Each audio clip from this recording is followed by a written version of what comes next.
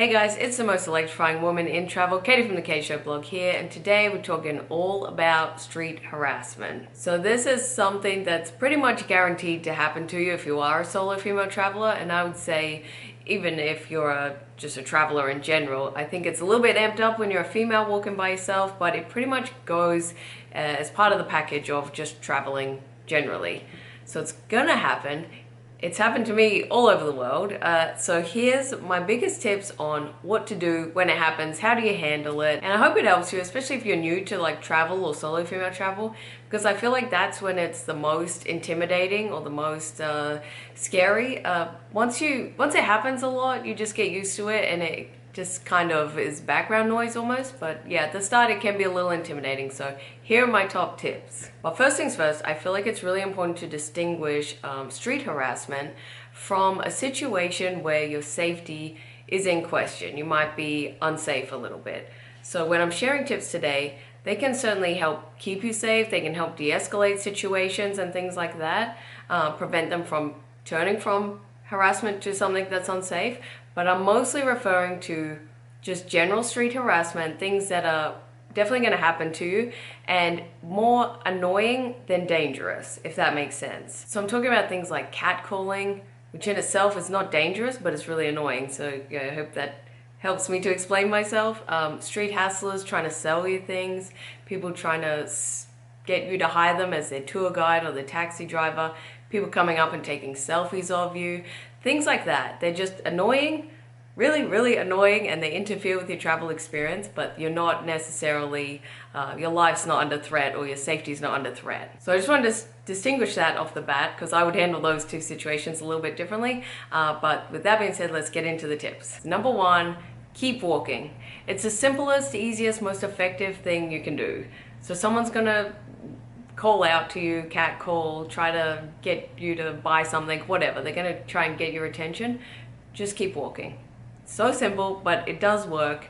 The idea is not to make yourself like a sitting duck. Once you're still, you're a much easier target for that harassment to continue.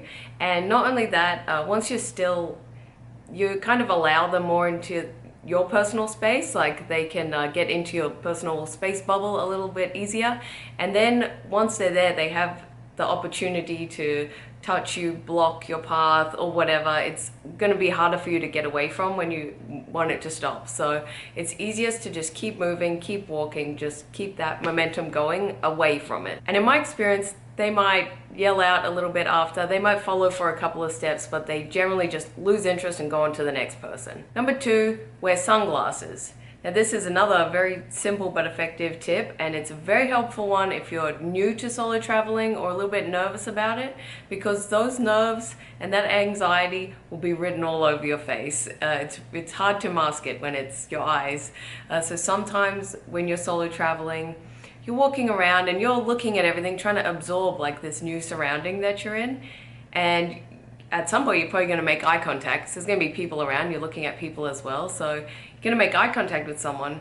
And for someone who's like into street harassment, sometimes that eye contact is taken as an invitation for them to come over and hassle you. So especially if you are a little bit nervous or not as confident, that eye contact will also show an easy target. The street hustlers will see an opportunity in that. So sunglasses is just a simple way to hide it. You know, you could be making eye contact and they might not be able to see it, and it's also going to help mask some of your emotions. So that's just a really easy tip and it usually helps. Number three, keep a distance. And this is one of the most important things you can do for your safety as a solo female traveler. And it works. I mean, you should be thinking about it a lot, whether you're at home, walking around your local town, or you're out solo traveling. Like, it's just important for safety to always be thinking about maintaining some distance from situations that might not be the best for you. And when you're walking around while you're traveling, the best way to do this is to stay really aware of your surroundings. So if you have like a big floppy hat and sunglasses and you got headphones in and you're playing on your phone, like you really can't do that. So I recommend, like, that's a terrible idea for your safety.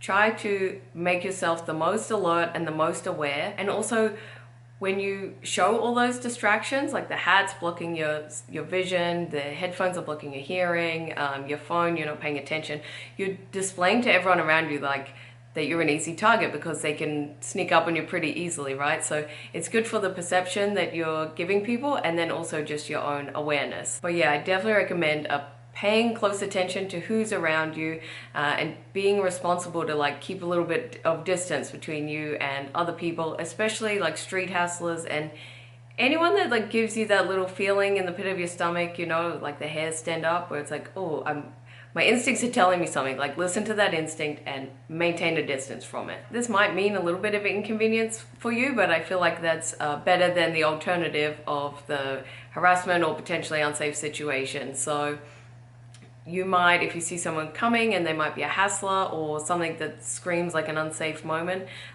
you might just want to cross the street. You might want to walk further away. If there's a store, you might want to go into the store or the cafe, take a little break. Just creating that distance, because the closer they are to your personal space, like the more dangerous it is for you.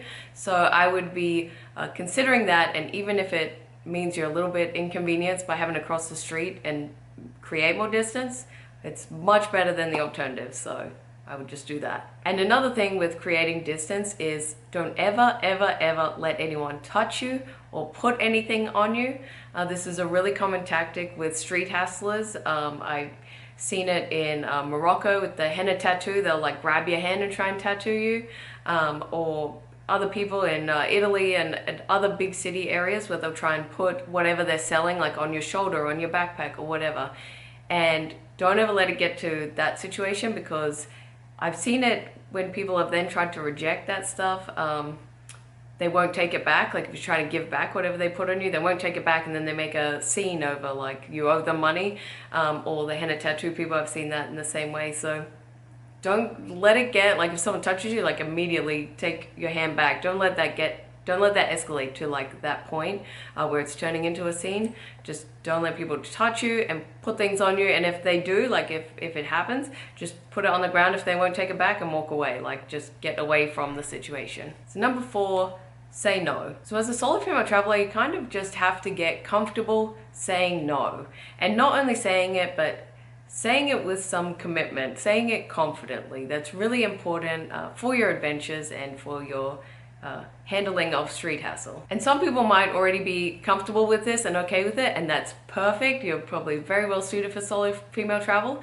But others, I feel like there's a lot of times where women especially are particularly worried about appearing rude or appearing bitchy, and so they're less comfortable being disagreeable or like saying no and holding that boundary strong, you know? And perhaps there's a little like evolutionary biology to that, because historically if a woman didn't mesh well with the team, she would be kicked out, and she probably would have much lower chance of survival on her own, like without protection and help with child raising and hunting and all that stuff. So there's probably a little bit of agreeableness built into us in terms of taking other feelings into consideration and trying to be seen well within the team. But I think there's also some like outdated social conditioning where in the modern world where females are kind of encouraged to be agreeable, and anything that challenges that is kind of seen as rude or bitchy or difficult or whatever, and just not a good label. So it's good to like kind of recognize those things. But if you're going to be out solo female traveling, you kind of need to just be able to just say no and say it with some firmness. The way you say it is important, because you don't want to be like saying no, like saying the word no, but sounding unsure of it. Like there's a real big difference between no, I don't think so, and no. You know what I mean? Like those are very two different projections. So if that sounds rude or bitchy, then so be it. There's probably people all over the world that have encountered me and thought I was a rude bitch. Whatever, it doesn't affect my daily life, you know what I mean? But it does help in that moment of the situation to just kind of help end the street hassle. Like when you're in the office back home, you probably need a little more tact, because you have to see those people every day and work with them and work as a team, and you might need their help sometimes, so it's like probably better to have some more tact. But when you're solo female traveling, you kind of just have to take care of yourself, and you need to take that responsibility to take care of yourself. And if that means appearing rude to someone who is going to harass you anyway, and so be it. It can also be really helpful to learn a couple of no or like no-like phrases in the local language if you're going somewhere where there's a language different to what you speak. So like, no thank you, go away, or phrases like that. Last one, number 5, don't engage.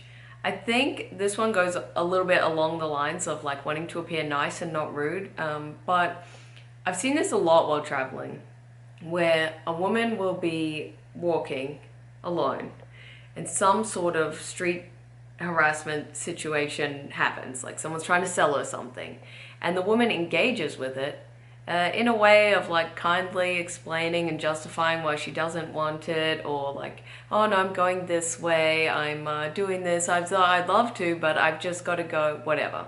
She's engaging with it as if she owes them an explanation at all, right? Or someone will yell out. I've seen this one a lot, like a catcalling style of yelling out. And the woman's kind of walking, kind of smiling, giggling, laughing, polite wave with a little, very uncertain, no thanks, that kind of behavior. Maybe she's a little happy with the attention and flattered. Maybe she's a little nervous and uncertain of her safety. It could be both. It doesn't really matter. Either way, that kind of behavior and interaction with them is really like a positive feedback for them. It's seen as an encouragement to keep going and now like amp it up a little bit, see how far you can push this boundary. You have to remember that like you're giving them attention, and when it's positive and polite, no matter how well intentioned you are by not wanting to ignore them or not wanting to appear rude or whatever, it's only making a sticky situation for yourself because it just tells that person to keep going. And it won't deter them in any way, because why would they if they're getting this nice feedback? They're just going to keep going until you hold some sort of boundary. So the easiest way to avoid all this complication in the first place is just to not engage. You don't owe anyone a response, you don't owe anyone attention or an explanation or any even acknowledgement. If they're trying to harass you, you owe them nothing, and you only owe it to yourself to keep yourself as safe as possible while you're out doing these solo adventures. So just ignore it and keep walking. So that's it. I hope that helped, especially if you're like kind of new to solo female traveling. And if you have any others you want to leave in the comments, by all means, please do. Definitely helps the algorithm.